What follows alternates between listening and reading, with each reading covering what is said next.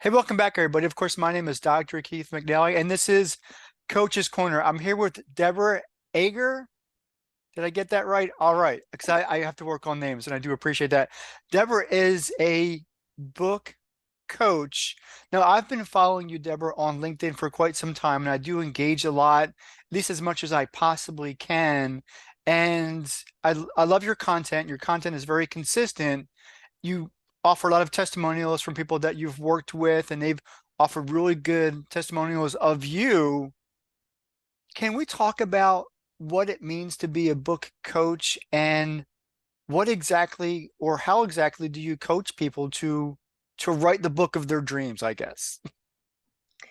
I developed over the years of doing this kind of work, I developed a three-stage process for helping people finish their books. And the first stage is clarify, the second is storify, and the third one is amplify.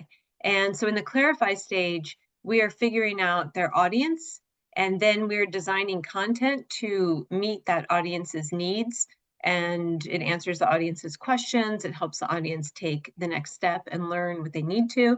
It also clarifies the author's book hook. What is it that's going to draw people in and draw in the readers and the audience? And we also clarify book topics. In Storify, we're adding to the content.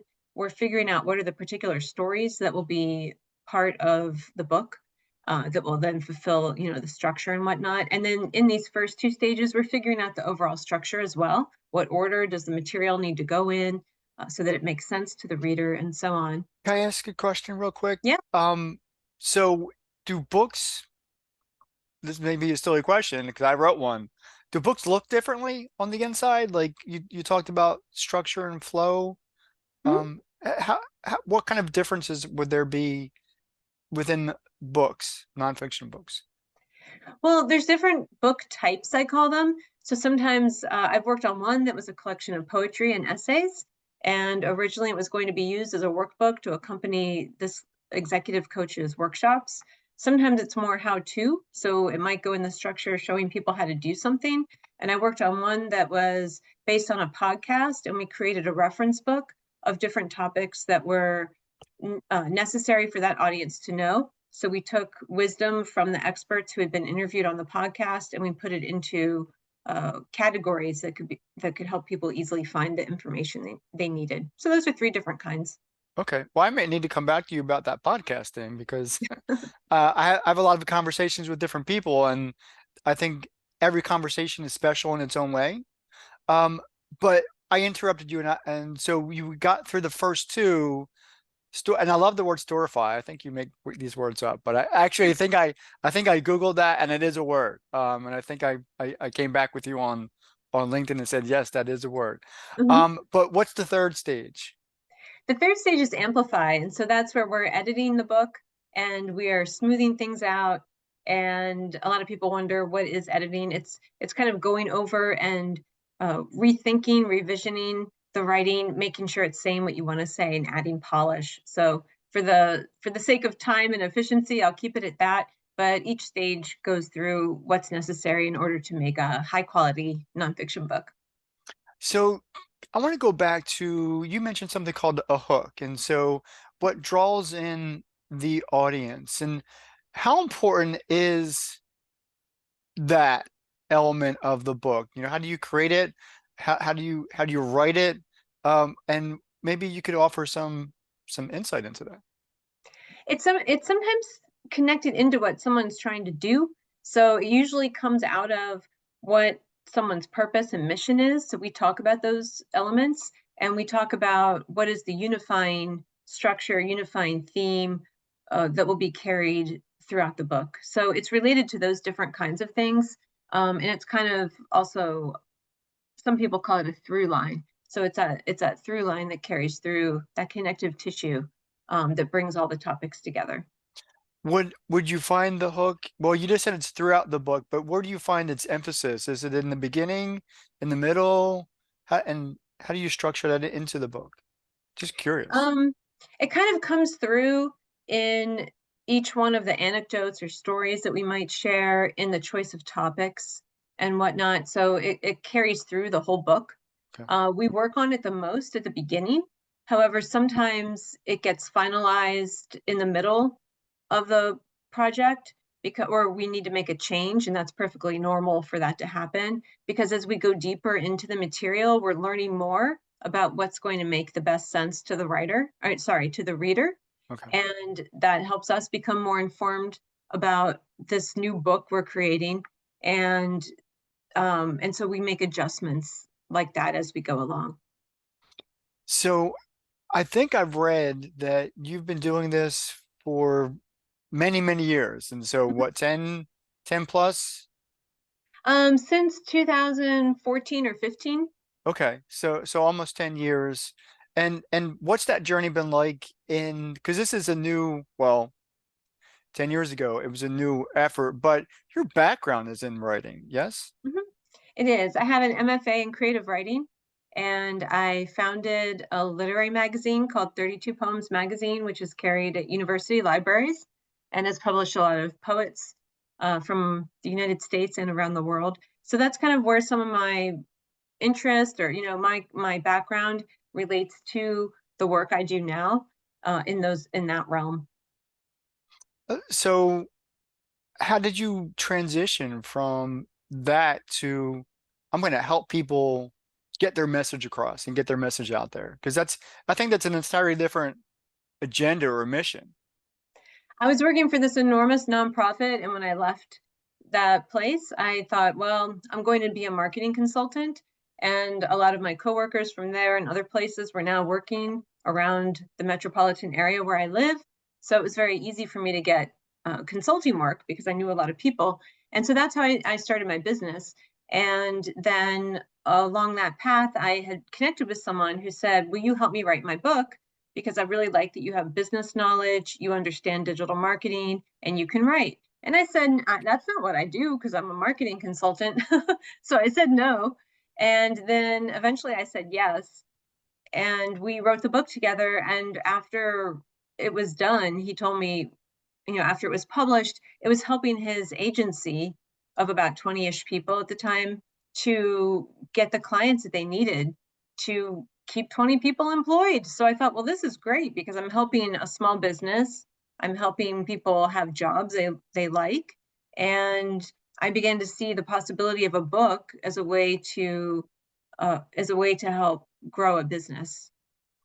So with that in mind, when somebody approaches the whole idea of writing a book, uh, you've talked about it, it can be quite challenging, even to the point of being overwhelming. And so how do you bring somebody around to saying, we can do this, and this is a doable project? How does that conversation work for you?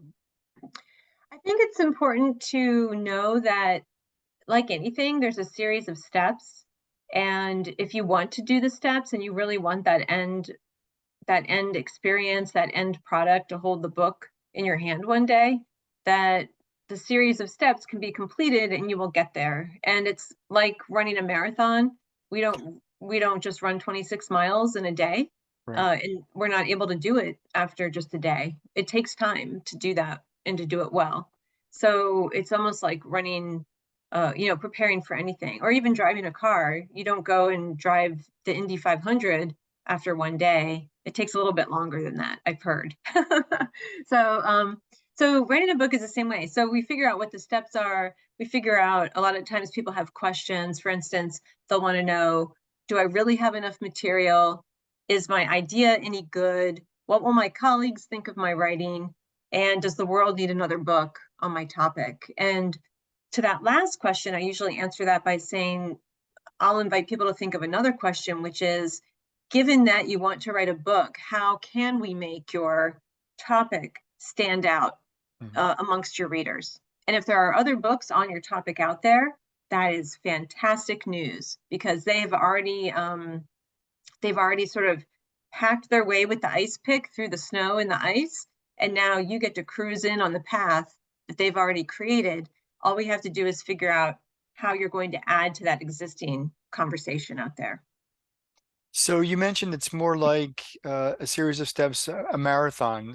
How much time, literally or figuratively, how much time do you prep somebody to say this is going to take about X number of days, weeks, months, years?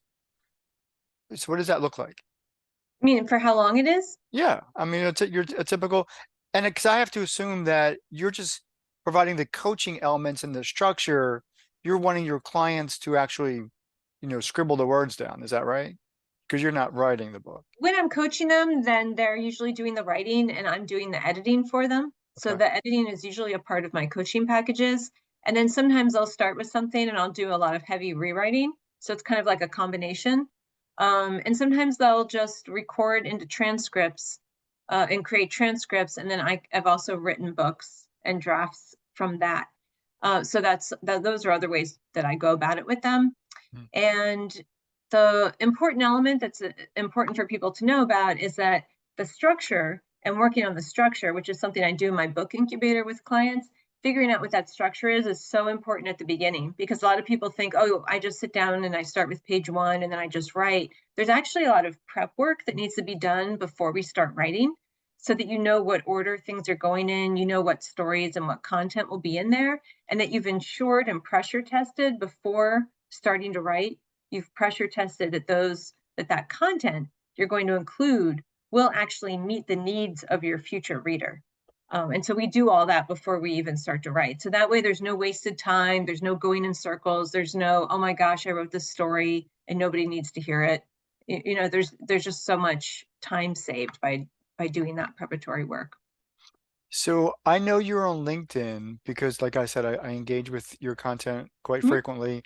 Are you anywhere else? How can people generally find you? Because I want to make sure that your contact information is going to be found with this video. Oh, that's great. Thank you. My website is radiantmedialabs.com, and I have a blog there, and I have a free monthly event called Book Class where people can come and learn different elements related to writing a book. So every month. Yep, every month. And of course, you're on LinkedIn. And I'm on LinkedIn, of course. Okay. Yes. Just making sure that that Yeah. wasn't a ghost I was interacting with. All right. I appreciate that. So with the time that we have left, an action item, can you give our audience an action item to break through that fear? Because I've been talking about fear a lot on my own content, Mhm. is because it can be overwhelming to say all the questions that you've asked, that your clients have asked you, are legitimate. We go in with this new thing and we're unsure about a lot of things. So what would you give our audience today to break through that fear? What do you, Well, I would not start with writing because a lot of people have issues around writing that stem from childhood or high school or perhaps college. So I would actually start with something that's a little bit less stressful than that. And I would create a mind map or a list. Either one is fine. You can either create a list of some ideas, topics, words that relate to what you do, or you can create a whole mind map, which a lot of people have done it, but some haven't. It's shaped like a spider. You start with the spider body is like your main topic, and then all the legs going out. Then go out to more circles, which become your subtopics. And you can just play around with this idea. You can also Google mind maps or look at a tool like Mural or Coggle in order to create one online if you prefer to do that. And this can help you get the ideas out without the stress of worrying about, oh, is my sentence good? And did that paragraph work? This is just about getting the ideas out of your head so you Mhm. can feel like you're starting to make some forward progress. Deborah, I love that. That is actually a great hint and a tip for our audience. Thank you so much for joining me in conversation. Thank This is, you. well, I appreciate that. This has been another edition of Coach's Corner, and we'll see you next time. Take care.